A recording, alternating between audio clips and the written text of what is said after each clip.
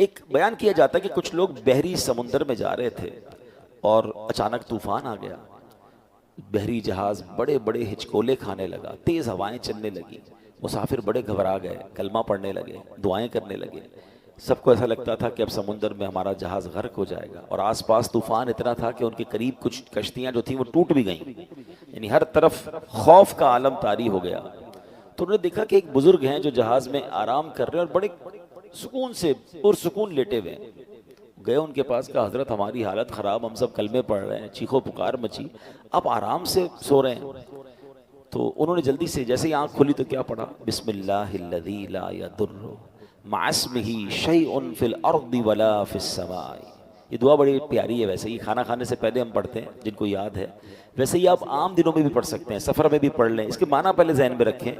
اللہ پاک کے نام سے، جس کے نام کی برکت سے زمین و آسمان میں کوئی چیز نقصان نہیں پہنچاتی.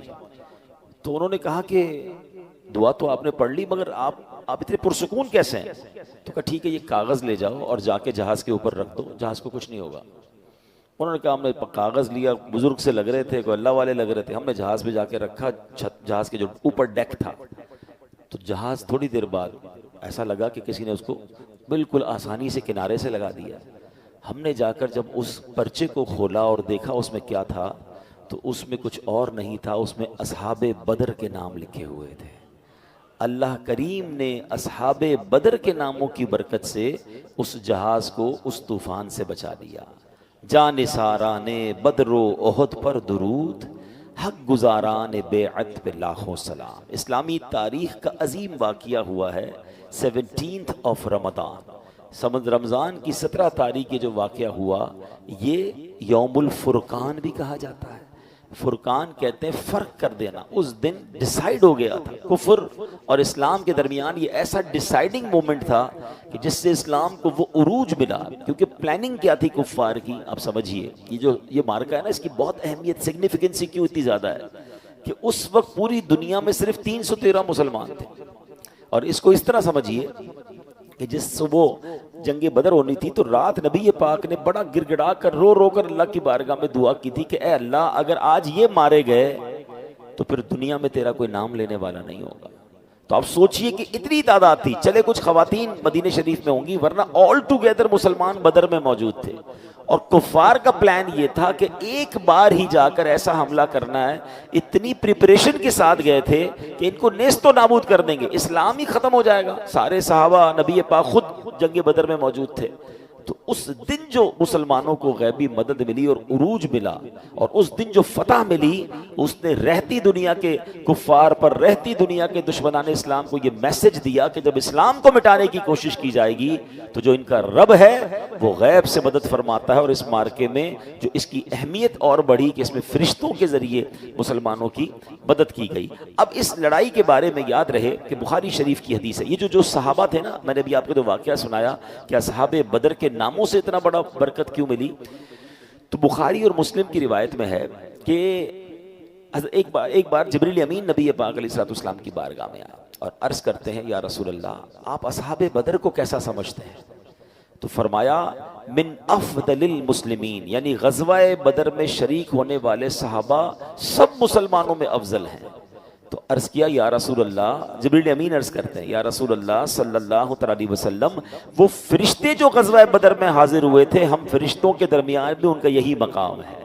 یعنی اللہ نے جس طرح ہم کہتے ہیں نا کہ اصحاب بدر کا مرتبہ تمام صحابہ میں ٹاپ آف دا لسٹ ہے، تو جو فرشتے نبی پاک اور ان کے ساتھیوں کی مدد کے لیے آسمان سے نازل ہوئے، اللہ کے تمام فرشتوں میں ان فرشتوں کو بھی فضیلت عطا فرما دی گئی ہے. اب یہاں عشق والی بات سن لو کہ جن لوگوں نے اللہ کے دین کی مدد کی، نبی پاک علیہ السلام کی بدر کے میدان میں یوں سمجھیے کہ ساتھ دیا، اللہ نے ساری دنیا سے انہیں ممتاز کر دیا. اور جو فرشتے خدمت کے لیے رسول اللہ کی بارگاہ میں حاضر ہوئے، اللہ نے ان فرشتوں کو بھی مقام افضل و اعلیٰ عطا فرما دیا. تو پتہ چلا کہ سرکار دو عالم علیہ السلام وہ عظیم ہستی ہیں کہ جو ان کا ساتھ دے، جو ان کے ساتھ یوں سمجھے سپورٹیو رول جس نے کردار ادا کیا، اللہ نے یہ مقام دیا. اور اگر اس کی ایک جھلک دیکھنا چاہیں تو آج بھی دنیا میں جو نبی پاک کا نام لیتا ہے، دین کی خدمت کرتا ہے، سچا عشق رسول پھیلاتا ہے، نبی پاک سے محبت کی بات کرتا ہے، اللہ آج اسے بھی عروج عطا فرماتا ہے۔ سبحان اللہ، وہ شاعر کہتے ہیں نا، ان کے جو غلام ہو گئے وقت کے امام ہو گئے، ان کے جو غلام ہو گئے وقت کے امام ہو گئے، نام لیوا ان کے جو ہوئے ان کے اونچے نام ہو گئے۔ تو نام جس نے نبی پاک کا لیا، اللہ نے اس کے ناموں کو بھی اونچا کر دیا۔ اب اصحاب بدر کے بارے میں علماء فرماتے ہیں کہ ان کے ناموں کے وسیلے سے دعا کی جائے تو مراد پوری ہوتی ہے، ان ناموں کی برکت سے مریضوں کو شفا نصیب ہوتی ہے، چوروں لٹیروں سے حفاظت ملتی ہے، بے روزگاری ہو تو ان ناموں کی برکت سے روزگار نصیب ہو جاتا ہے۔ غرض کیسی مشکل ہو، اصحاب بدر کے ناموں کے وسیلے سے دعا کریں، انشاءاللہ وہ مشکلات ٹلیں گی اور مرادیں پوری ہو جائیں گی۔ علماء کرام نے لکھا، جو ان پاک ناموں کا ورد کیا کرے، اللہ اسے ولایت کا تاج عطا فرما دیتا ہے۔ تو ماشاءاللہ ان دنوں میں یہ خاص دن ہیں، اصحاب بدر کے دن ہے نا، 17 رمضان، تو ان دنوں میں سوشل میڈیا پہ آپ کو انٹرنیٹ پہ سرچ کریں گے تو نام مل جائیں گے، آدھا گھنٹہ لگتا ہے، تو ان اللہ والوں کے نام لے کر اللہ کی بارگاہ میں ان کا وسیلہ پیش کریں، یا اللہ ان خوش نصیبوں پر تو نے رحمت فرمائی، فرشتوں کے ذریعے مدد فرمائی، اے اللہ ان کے صدقے ہماری بھی دعا قبول فرمائیں۔ یہ بڑے مقبول تھے۔ اچھا، اب اس پوری غزوے کی ایک جھلک میں آپ کو، یوں تو بڑا طویل واقعہ ہے، انشاءاللہ ہم کسی موقع پر اس کو ڈیٹیل میں بیان کریں گے، لیکن چونکہ ینگسٹرز بھی موجود ہیں، یہ بیان لائیو بھی جا رہا ہے، تو ایک چھوٹا سا میں سمرائز کر دیتا ہوں۔ یہ جو بارکہ تھا، یہ غزوہ بدر 17 رمضان کو ہوا تھا۔ اچھا، یہ 2 ہجری میں ہوا تھا۔ پہلے اس کی ڈیٹ سال سمجھیے گا۔ مسلمان بڑی مشکل سے، ڈیفیکلٹی سے مکے سے مدینے پہنچے تھے، ابھی سیٹل ڈاؤن بھی نہیں ہوئے تھے، دوسرا ہی سال تھا۔ ان بدبختوں کو چین نہیں آ رہا تھا کہ یہ مدینے پہنچ کیسے گئے، یہ وہاں سکون میں کیوں ہیں؟ مکے میں تو روز لڑائی ہوتی تھی، روز مارتے تھے، روز مسلمانوں کو تکلیف تھی۔ اب مسلمان ہجرت کر کے اپنا سب کچھ چھوڑ کر مدینے چلے گئے کہ چلے اب وہاں رہیں گے، مگر دوسرے ہی سال ان ظالموں نے وہاں حملہ کیا، اور پلان یہ تھا کہ ونس اینڈ آل ان کو ختم کرنا ہے۔ اب صحابہ کتنے ہیں؟ 313، تلواریں کتنی ہیں؟ 8، ٹھیک ہے، رمضان شریف کے دن ہیں، کھانے پینے کا سامان بھی زیادہ نہیں تھا، مگر جوش ایمانی ایسا تھا، جذبہ جانثاری ایسا تھا کہ 1000 کا لشکر سامنے ہے اور یہ صحابہ ان کے سامنے کھڑے ہو گئے۔ روایت میں آتا ہے کہ نبی پاک علیہ الصلوۃ والسلام نے صحابہ سے کوسچن کیا کہ ہم میدان بدر میں جائیں یا رک جائیں؟ ایک سجیشن تھا، ایک مشورہ تھا۔ صحابہ کا جو رپلائی تھا نا، ذرا سنیے گا۔ مسلمانوں کے پہلے خلیفہ حضرت ابوبکر صدیق اور دوسرے خلیفہ حضرت عمر فاروق اور دیگر صحابہ کرام نے عرض کیا، یا رسول اللہ، آپ کے لیے مکہ چھوڑا ہے، آپ کے لیے سب کچھ قربان کیا ہے، اب جانے بھی آپ کے نام پر قربان کریں گے، اب ہم سے نہ پوچھے جانا ہے کہ نہیں جانا، we are ready for everything whatever you want, آپ جو فرمائیں گے ہم اس کے لیے راضی ہیں۔ اب نبی پاک نے انصار کی طرف رخ کیا۔ ذرا سمجھیے گا، یہ بھی پتا ہونا چاہیے مہاجرین کون تھے، انصار کون تھے۔ مہاجرین وہ تھے جو مکے سے ہجرت کر کے مدینے آئے تھے، اور جو مدینے میں پہلے ہی سیٹلڈ تھے نا، وہ انصار تھے، اور انہوں نے ہیلپ کی تھی مہاجرین کی۔ تو اب انصار سے پوچھا، کیونکہ وہ تو گھر بار میں رہتے تھے، ان کی تو فیملیاں بھی وہاں پر تھیں، جائیدادیں بھی تھیں، تو ان سے پوچھا تو حضرت سعد بن عبادہ انصار کی طرف سے کھڑے ہوئے رضی اللہ تعالیٰ عنہ، عرض کرتے ہیں، یا رسول اللہ، شاید اب ہم سے رائے لینا چاہتے ہیں، ہم سے یہ پوچھنا چاہتے ہیں کہ ہماری رائے کیا ہے۔ اے اللہ پاک کے آخری نبی صلی اللہ علیہ وسلم، میدان بدر تو یہ رہا، آپ اگر فرمائیں ہم تو سمندر میں اترنے کے لیے بھی تیار ہیں۔ آپ لٹرلی ان صحابہ کا جذبہ دیکھیں، فرماتے ہیں آپ بدر کے بارے میں ہم سے سوال کر رہے ہیں، ہم سمندر میں اتر جائیں گے، آپ حکم فرمائیں۔ دوسرے صحابی نے عرض کیا، یا رسول اللہ، ہم بنی اسرائیل جیسے نہیں ہیں جنہوں نے حضرت موسیٰ سے کہا تھا، اور جو بنی اسرائیل نے حضرت موسیٰ سے کہا تھا نا، وہ قرآن میں موجود ہے۔ یہ قرآن کی آیت سنیے، فَاذْهَبْ أَنْتَ وَرَبُّكَ فَقَاتِلَا إِنَّا هَاهُنَا قَاعِدُونَ۔ انہوں نے حضرت موسیٰ کے ساتھ بے وفائی کر کے کیا کہا تھا؟ تو آپ اور آپ کا رب دونوں جاؤ اور لڑو، ہم تو یہیں بیٹھے ہیں۔ بنی اسرائیل نے دھوکہ دیا تھا نا حضرت موسیٰ کو۔ صحابی کہتے ہیں، حضور ہم بنی اسرائیل نہیں ہیں، ہم جدھر کہیں گے آپ کے ساتھ جائیں گے، سب کچھ قربان کر دیں گے۔ یا رسول اللہ، اپنی جانیں آپ پر نثار کریں گے۔ سبحان اللہ، یہ کیسا شاندار جذبہ تھا صحاب بدر کا۔ شاعر نے اس کا نقشہ بڑے پیارے انداز میں کھینچا ہے۔ وہ کہتے ہیں، تھے ان کے پاس 2 گھوڑے، 6 زرہیں 8 شمشیریں، پلٹنے آئے تھے یہ لوگ دنیا بھر کی تقدیریں۔ سامان اتنا سا تھا اور پلان کیا تھا کہ دنیا کی تقدیر بدلنی ہے۔ نہ تیغ و تیر پر تکیا، نہ خنجر پر نہ بھالے پر، بھروسہ تھا تو ایک سادی سی پیاری چادر والے پر۔ اے میرے پیارے اسلامی بھائیوں، اب کیا ہوا؟ جب یہ جانیں ہتھیلی پر لگ کر اللہ کی راہ میں پہنچے نا، تو اللہ قرآن میں فرماتا ہے وَلَقَدْ نَصَرَكُمُ اللَّهُ بِبَدْرٍ وَأَنْتُمْ أَذِلَّةٌ، اور بے شک اللہ نے بدر میں تمہاری مدد کی جب تم بالکل بے سر و سامان تھے۔ اللہ پاک نے غزوہ بدر میں مسلمانوں کی مدد کے لیے پہلی جو مدد بھیجی، 5000 فرشتے بھیجے، 5000 فرشتے آسمان سے نازل ہوئے۔ اور سبحان اللہ، اب یہاں پر بڑی باریک سی بات ہے، بہت ساری کنفیوژن دور ہو جائے، قرآن کے ذریعے ذرا سنیے گا۔ جب بدر میں مدد کے لیے کون آئے تھے؟ ذرا مل کر جواب دیں گے۔ فرشتے آئے تھے، مگر اللہ نے کیا فرمایا؟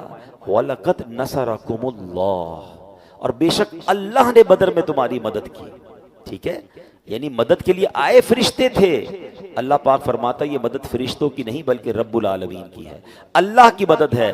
پتا چلا کہ اللہ کے بندوں کا مدد کرنا اصل میں اللہ پاک کا ہی مدد کرنا ہے۔ سبحان اللہ۔ اور فرشتے کون ہیں؟ قرآن خود ان کے بارے میں فرماتا ہے عباد مکرمون، فرشتے عزت والے بندے ہیں۔ تو جن کو اللہ پاک بندہ فرمائے ان کی مدد اللہ پاک کی مدد ہے، تو جنہیں اللہ پاک اپنا دوست فرمائے ان کا عالم کیا ہوگا؟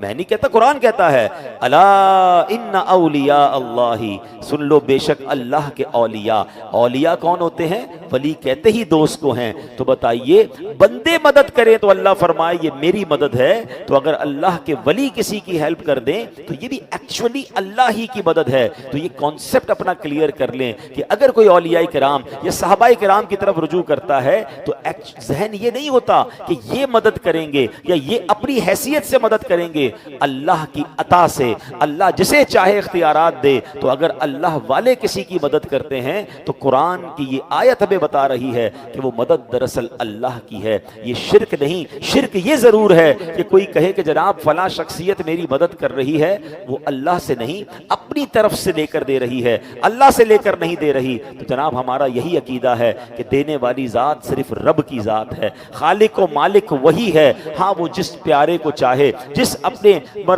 جو ہے وہ برگزیدہ بندے کو چاہے اختیارات عطا فرمائے۔ تو یہ جب بات سمجھ آ جائے گی تو یہ کنفیوژن جو ہے وہ کلیئر ہو جائے گی۔ اب آخری بات، اب اس ٹاپک کو ایک اور طرف لاتے ہیں۔ اب آج کل بڑی باتیں ہوتی ہیں کہ بھائی جب فرشتوں کی مدد بدر میں ہو سکتی تھی تو آج اللہ مدد کیوں نہیں فرماتا؟ آج تو مسلمان بڑی تکلیف میں ہیں، ہر طرف مسلمان ذلیل و خوار ہو رہے ہیں، کہیں دھماکے ہو رہے ہیں تو کہیں جناب مسلمان غربت کا شکار ہیں، تو کہیں مسلمانوں کو دبایا جا رہا ہے، کہیں جناب غیر مسلموں کی فوجیں تباہی مچا رہی ہیں۔ تو جناب آج بھی تو کلمہ گو ہیں، آج وہ مدد کیوں نہیں آ رہی؟ ریلیونٹ کوسچن، سبحان اللہ۔ تو آج ذرا بڑا سادہ سا جواب ہے جو میں نے شروع میں آیت تلاوت کی تھی۔ اللہ نے کیا فرمایا؟ وَلَا تَهِنُوا وَلَا تَحْزَنُوا وَأَنْتُمُ الْأَعْلَوْنَ إِن كُنتُم مُؤْمِنِينَ۔ اللہ نے فرمایا تم ہمت نہ ہارو اور غم نہ کھاؤ، اگر تم ایمان والے ہو تو تم ہی غالب آؤ گے۔ اس کا مطلب یہ ہوا اے محبوب علیہ السلام کے غلاموں، غالب تم ہی رہو گے، سپیریورٹی تمہیں ہی ملے گی، شرط ایک ہی ہے۔ اللہ نے قرآن میں بیان فرما دیا، سچے ایمان والے ہو جاؤ، اللہ پاک پر کامل بھروسہ رکھنے والے ہو جاؤ۔ یہ شرط پوری کر دی جائے، ایمان پختہ کر لیا جائے، ہمیشہ اسلام غالب رہے گا۔ اور آپ غور کیجئے نا، جس زمانے میں حضرت عمر کی حکومت تھی، آدھی دنیا پر حضرت عمر کی حکومت تھی، اتنی ٹیکنالوجیز تو نہیں تھی نا، مگر ایمان مضبوط تھا۔ شاعر مشرق لکھتے ہیں نا، فضائے بدر پیدا کر، ایک کنڈیشن ہے، فضا وہ والی پیدا کرو نا۔ ایمان کیسا تھا؟ اللہ پر بھروسہ تھا، ہتھیاروں پر نہیں تھا، پکے مسلمان تھے نا۔ فضائے بدر پیدا کر، فرشتے تیری نصرت کو اتر سکتے ہیں گردوں سے کتار اندر کتار اب بھی، یعنی آج بھی فرشتے مدد کو آ سکتے ہیں اگر وہ بدر والی فضا پیدا کر لی جائے، وہ ایمان کا لیول کر دیا جائے۔ ایک اور جگہ شاعر مشرق نے سمجھایا نا، حضرت ابراہیم کا جو واقعہ ہے، ارے وہ آگ باغ کیسے بن گئی، آج تو آگ جلا دیتی ہے۔ تو وہ لکھتے ہیں نا، اگر آج بھی ہو ابراہیم سا ایمان پیدا، there is only one condition، ایمان کا لیول وہ چاہیے۔ اگر آج بھی ہو ابراہیم سا ایمان پیدا، آگ کر سکتی ہے انداز گلستہ پیدا۔ آج بھی آگ باغ بنے گی، آج بھی فرشتے مدد کو آئیں گے۔ لیول آف ایمان وہ ریکوائرڈ ہے۔ ایمان کا لیول تو ہمارا یہ ہو گیا ہے کہ جناب آج تو بندہ کہتا ہے جھوٹ نہیں بولیں گے نا تو کاروبار نہیں چلے گا۔ ہیں مولانا صاحب آپ سمجھا تو رہے ہو جھوٹ حرام ہے، مگر ساری مارکیٹ جھوٹ بولتی ہے. آج سود کا کام نہیں کریں گے تو کیسے؟ حضرت آپ کو نہیں پتا، سود کا کام کریں گے نہیں تو ہمارا بلڈنگ ہی نہیں کھڑی ہو سکے گی، ہمارا امپائر ہی کھڑا نہیں ہوگا، ہمارا بزنس ہی یعنی ہمیں ایمان کا وہ کمزور لیول ہو گیا. بلکہ لوگ کہتے ہیں نماز پڑھنے دکان چھوڑ کے جاؤں گا تو کاروبار کیسے چلے گا؟ یعنی ہمارا مائنڈ یہ ہے کہ جھوٹ بولنے سے کام ہوگا، سود کھانے سے یا سود کا کام کرنے سے آگے بڑھوں گا. اپنا بزنس چھوڑ کر نماز پڑھنے جاؤں گا تو بزنس ڈاؤن ہو جائے گا. یہ ایمان ہے. تو کہاں سے مدد آئے گی؟ آپ بتائیں نا. آپ غور کریں کتنی چیزیں. آج کسی کو کہو بھائی دین کا کام سیکھنے کے لیے کچھ تھوڑا سا ٹائم نکالو، ارے بھائی بچوں کو کھلانا بھی ہے، ہمارے کاروبار بھی ہیں، ہم اگر چلے گئے دین کے کام کے لیے 2-4 دنوں کے لیے تو پیچھے کون ہوگا؟ بچوں کا کیا ہوگا؟ فیملی کا کیا ہوگا؟ تو یہی ایمان ہے نا ہمارا. ہمیں پھر اللہ پر بھروسہ تو نہ رہا نا. یعنی آپ غور کیجئے ہمارا حال یہ ہے. ایک کمال کا واقعہ حضرت عبد الواحد بن زید کہتے ہیں میں ایک سمندری سفر پر تھا، تیز ہوائیں چلنے لگی، ہمارے جہاز کو کسی جزیرے پر جا کے رکنا پڑا. ہم گئے تو وہاں ایک بندہ غیر اللہ کی عبادت کر رہا تھا. ہم نے اس کو سمجھایا بھائی یہ تو شرک کر رہے ہو. تو اس نے کہا تم کس خدا کی عبادت کرتے ہو؟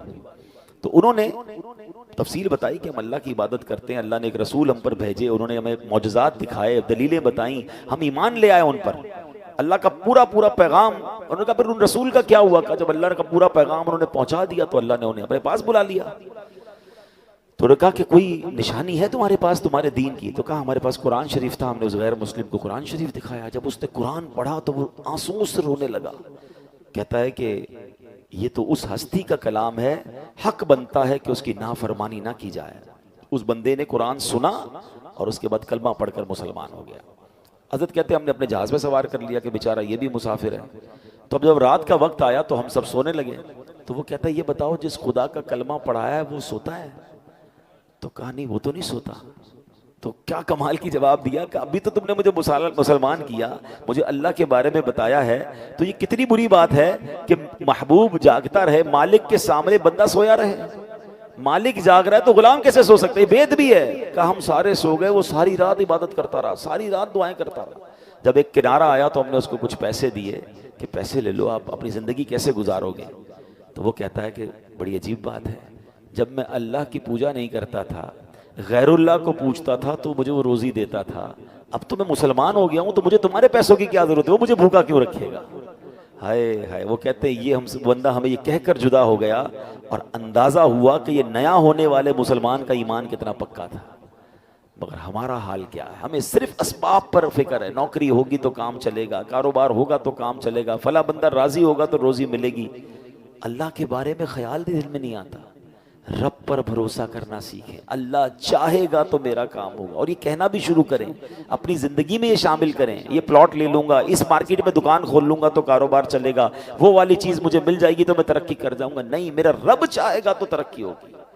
میں آخری بات کر کے اپنی گفتگو کو آپ کو اشارتاً سمجھا دیتا ہوں. دیکھیں یہ ہاتھ ہے نا، پارٹ آف دا باڈی ہے، آنکھیں پارٹ آف دا باڈی ہے، کان پارٹ آف دا باڈی ہے، ٹھیک ہے، پیر، یہ سب حصے ہیں نا ہماری باڈی کے. بندہ کیا کہتا ہے کہ یار میرے پاس ہاتھ ہیں، میرے پاس آنکھیں ہیں، کان ہیں، اس لیے میں بول رہا ہوں، اس لیے سن رہا ہوں. نہیں، ہاتھ ہوتے ہیں لیکن اللہ نہ چاہے تو یہ ہاتھ کام نہیں کرتے ہیں. آپ نے دیکھا ہوگا کسی کو فالج ہو جائے اس کا ہاتھ نہیں اٹھتا، وہ گرپ نہیں کر پاتا. اس کا مطلب ہاتھ سب کچھ نہیں ہے. اللہ چاہے گا تو یہ ہاتھ کام کرے گا. ہاتھ لگا ہوا ہے مگر کام کا نہیں ہے، انگلیاں نہیں چل رہی ہیں، پکڑ نہیں پا رہا بندہ. آپ نے نابینا لوگوں کو دیکھا ہوگا، ان کی آنکھیں لگی ہوئی ہوتی ہیں، وہ آنکھیں نکلی بھی نہیں ہوتی، بلکہ اتنی کلیئر آئیز ہوتی ہیں کہ کبھی کبھی تو ہمیں لگتا ہے کہ مجھے ہی دیکھ رہا ہے. مگر جب ہاتھ پھراتے ہیں تو پتہ چلتا ہے نہیں یار آنکھیں تو لگی ہیں مگر نظر نہیں آ رہا. It means part of the body is nothing. اس میں نور جب آئے گا جب میرے رب نے چاہنا ہے. زبان لگی ہوئی ہوتی ہے، جو لوگ بول نہیں سکتے، گونگے ہوتے ہیں نا، ان کی زبان ایگزسٹ کرتی ہے مگر زبان ہوتے ہوئے وہ بول نہیں پاتے. کان لگے ہوئے ہوتے ہیں مگر وہ سن نہیں پاتے. پیر ہوتے ہیں لوگوں کے مگر چل نہیں پاتے. یہ بالکل شاندار اگزامپل ہے کہ ہم محتاج ہیں. ہم کچھ بھی کر لیں، دنیا بھر کا سامان جمع کر لیں، اگر اس سامان سے نفع نہیں اٹھا سکتا، رب نے نہیں چاہنا تو میں نفع نہیں اٹھا سکوں گا. کھانا سامنے پڑا ہوتا ہے، لوگ اٹھا کے کھا نہیں سکتے. تو خدا کے واسطے اسباب سے نکلو. اصحاب بدر کا یہ واقعہ پکار پکار کر کہہ رہا ہے کہ سامان تھوڑا ہو جناب، چیزیں تھوڑی ہوں، اسباب تھوڑے ہوں، مگر رب راضی ہونا تو بندہ جو ہے وہ پھر طوفان سے ٹکرا جائے اللہ اس پہ بھی کامیابی عطا فرماتا ہے، فرشتے بھیج دیتا ہے۔ لیکن سامان کا انبار ہو، سورسز ہی سورسز ہوں، ہیں دنیا کی ساری نعمتیں آپ کے پاس ہوں، اور اگر اللہ ناراض ہے اور اللہ کی مدد شامل حال نہیں تو بندہ کچھ بھی نہیں کر سکتا ہے۔ تو اس واقعے سے یہ میسج لینا ہے، سبق لینا ہے، اور ایمان مضبوط کرنا ہے۔ ہر چیز میں پہلے یہ چیک کرو کہ یہ اللہ میرے اس کام سے راضی ہوگا یا ناراض ہوگا۔ کاروبار کرنے جا رہے ہیں، رک جائیں، یار یہ ڈیل اللہ کو ناراض تو نہیں کر دے گی؟ کسی عالم دین سے پوچھ لیتا ہوں۔ ہیں گھر میں کوئی پروگرام کر رہے ہیں، رک جائیں، یار یہ فیملی گیدرنگ کہیں میں اللہ کو ناراض تو نہیں کر بیٹھوں گا؟ سب سے پہلے اللہ کو راضی کریں، ورنہ اچانک سب کچھ برباد ہو جاتا ہے۔ اللہ کرے کہ دل میں اتر جائے میری بات۔ تو اے میرے پیارے اسلامی بھائیوں، ماہ رمضان ہے، خوب لوگوں کے ساتھ اچھا برتاؤ کریں۔ کہتے ہیں what goes around comes around۔ آپ لوگوں کے ساتھ اچھا کریں، اللہ کی رحمت سے آپ کے ساتھ اچھا ہوگا۔ غریبوں کی مدد کریں۔ یہ مہینہ ماہ سخاوت ہے۔ نبی پاک علیہ الصلوۃ والسلام اس مہینے میں اتنا خرچ کرتے تھے کہ حدیثوں میں آتا ہے جیسے تیز ہوا چلتی تھی، میرے آقا ہر آنے والے سائل کو دیتے، اپنے غریب رشتہ داروں کو دیں، اپنے غریب ملازمین کو دیں، اپنی پوری زکوٰۃ اگر ابھی تک ادا نہیں کی تو ادا کریں۔ زکوٰۃ میں کمزوری نہ لائیں، کیونکہ زکوٰۃ میں کمزوری جو ہے وہ مال کا میل ہے، مال میں مل گیا تو پورے مال کو برباد کر دے گا۔ ہم کہتے ہیں یار باڈی میں وائرس ہے، ایک بار پورا نکالو، تھوڑا سا بھی رہ گیا واپس آ جائے گا۔ تو زکوٰۃ ایسا نہ ہو کہ زکوٰۃ نہ دے کر ہم اپنے مال کو اپنے لیے عذاب کا باعث بنا لیں۔ اور اپنے غریب رشتہ داروں اور ملازمین کے بعد میری گزارش ہے کہ اپنی زکوٰۃ میں، اپنے ڈونیشن میں دعوت اسلامی کو بھی یاد رکھیں۔ 150 سے زائد ممالک میں کام ہو رہا ہے، ہزاروں مدارس میں لاکھوں بچے دعوت اسلامی کے بغیر فیس کے قرآن پاک پڑھ رہے ہیں۔ ہم روزانہ ہزاروں لوگوں کو کھانا کھلاتے ہیں، جو مدرسوں میں بچے پڑھ رہے ہیں وہ دین سیکھ رہے ہیں۔ پھر دعوت اسلامی ہزاروں مساجد بناتی ہے، ان میں سے ایک مسجد یہ آپ کے سامنے ہے۔ کس قدر الحمدللہ برکتیں ہمیں مل رہی ہیں۔ اب طاق راتوں کا سلسلہ ہوگا تو پھر یہاں الحمدللہ بیانات کا سلسلہ شروع ہو جائے گا۔ تو یہ ایک مسجد سے اتنا کچھ ہمیں مل رہا ہے۔ دعوت اسلامی نے اب تک دنیا میں 7200 سے زیادہ مسجدیں بنا دی ہیں، اور یہ ڈیلی بیسس پہ بنتی جا رہی ہیں۔ سچی بات یہ ہے کہ ہمارا اگر ڈونیشن دعوت اسلامی کو جاتا ہے تو یہ ہمارے پیسوں کے نصیب جاگتے ہیں جو اتنی عظیم جگہوں پر یہ خرچ ہوتا ہے۔ اللہ پاک ہم سب کو اپنی دعوت اسلامی کا ساتھ دینے کی